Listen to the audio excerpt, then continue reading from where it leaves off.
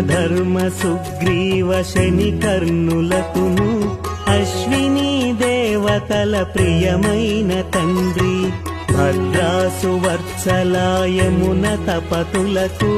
ముద్దుల తండ్రివే కుబేరునకు మామవే కపిశ్రేష్ఠ హనుమకు గురుడవు నీవే అనూరా స్వర్ణరథ సప్తరూపుడివే